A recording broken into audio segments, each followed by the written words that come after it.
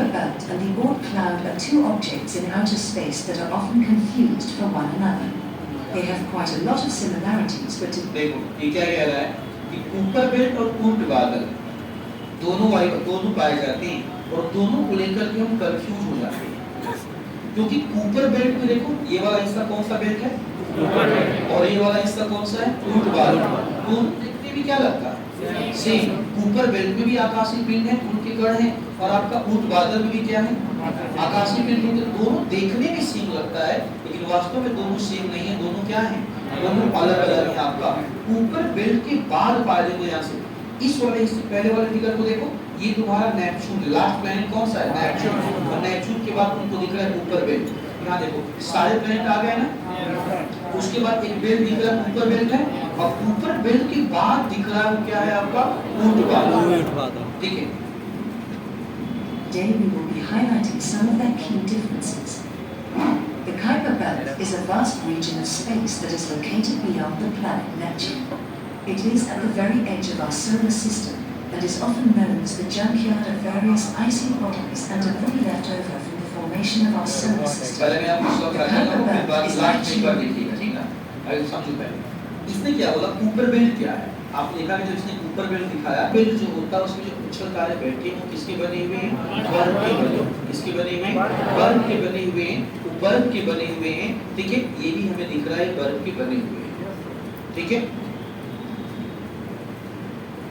one of the largest structures present in our solar system. It is shaped like a donut and it is about 200 to 250 kilometers in diameter. Originally, when our solar system was formed, it left behind a huge amount of debris. Essentially, the Kuiper Belt is an area of all of the leftover debris and remnants of our universe, along with various other strange objects.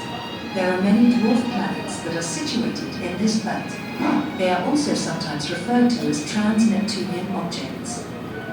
The main body of the Kuiper Belt is also known to be home to more than 1 trillion comet nuclei. Aside from this, small to large rock ice, comets, dwarf planets and other debris are also located in this region. A lot of the Kuiper Belt dwarf planets are known to have many moons. These are smaller bodies, or binary objects, that orbit the planets. The Oort cloud lies way beyond the Kuiper Belt. It is the most distant region of our solar system and is located beyond the dwarf planet Pluto. It is like a spherical shell filled with icy objects of space debris. Unlike the Kuiper Belt, the Oort cloud surrounds the Sun. एक minute बस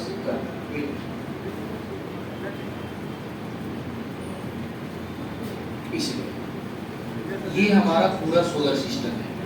बीच में कौन बैठा है, सन, उसके चारों तरफ सारे क्या हैं, प्लैनेट। ये देखो ऊर्ट क्लाउड है, केवल एक तरफ है, चारों तरफ से सोलर सिस्टम घेरा हुआ है, चारों तरफ से सोलर सिस्टम को घेरा हुआ है। इमेजिन कर सकते हो कि कितना बड़ा एरिया होगा।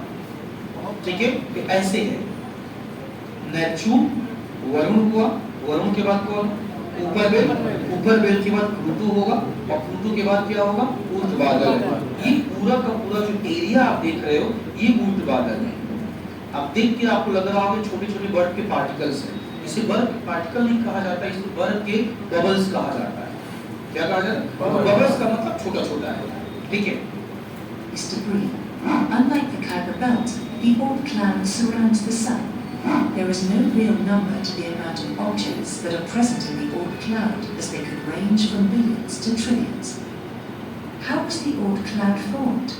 When all our solar system was formed around 4.6 billion years ago, they left behind it. अब इसको समझना, मैं लास्ट में एक बार फिर से दिखाऊंगा, पहले जो समझा रहा हूं समझ के चलिएगा। System was formed around. देखो हमने यहाँ से क्या बोला, सूर्य से जब सोलर सिस्टम बना तो सूर्य बना होगा तो सौर ज्वालाएं आई होंगी, और सौर ज्वालाओं का मतलब उष्मा कहाँ निकली होगी, बाहर की तरफ उष्मा जब निकलेगी तो हर पदार्थ को कहाँ भेजेगी, बाहर भेजेगी। हर पदार्थ को बाहर अगर भेजेगी तो जो ठोस होगा उष्मा के पास बैठेगा, और ठोस कौन था, बुध, शुक्र, पृथ्वी और मंगल, और जो गैस होगा सूर्य से बाहर हो जाएगा, बृहस्पति, शनि और प्लूटो। छोटा था तो कहाँ जाएगा, और उसके बाद जो धूल गढ़ होगा तो काम गैस कहाँ चला जाएगा और दूर चला जाएगा। और देखो यहाँ पे दिखा रहा है विस्फोट, यहाँ पे देखना थोड़ा सा सूर्य को दिखाएगा, इसकी बात समझना है। Oort cloud formed. अब When all देखो our solar system was formed around 4.6 billion years ago, they left behind huge chunks known as planetesimals. Planetesimals are made up of the same stuff our planets are made of. Due to gravity, many of the planetesimals were scattered all across the solar system. Particle पास आ रहा है, दूर भाग रहा है। This region is now known as the Oort cloud. There are billions of comets and icy giants that reside on the Oort cloud. So, how do we differentiate between the Oort cloud and the Kuiper belt? Firstly, they have completely different shapes. The Oort cloud has a spherical shaped appearance, whereas the Kuiper belt is more disc-shaped. It is easy to tell them apart just by looking at them. We know that the Kuiper अब belt is अब आपको located बस ये on समझा रहा है Neptune. कि Cooper belt में और आपका ऊर्ट बादल में क्या होता है। कह रहे हैं कूपर बेल्ट में पार्टिकल आपके बड़े बड़े होते हैं और ऊर्ट बादल में छोटे छोटे होते हैं। ऊपर बेल्ट में क्या कहते हैं आप, ऊपर बेल्ट में पूछल तारा होता है और ऊर्ट बादल में गैसों के साथ आपके बबल्स होते हैं और साथ ही साथ छोटे बड़े पार्टिकल्स होते हैं।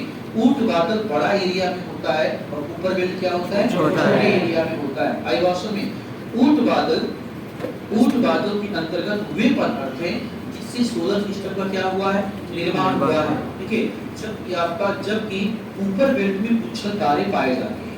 ठीक है, यही चीज आपको समझा रहा है आदिवासी में। देखिए आगे बढ़े, फिर से देखोगे नहीं सर, एक बार फिर से आराम से देख लेना। ठीक है, देखो इन सब में क्या है, मैं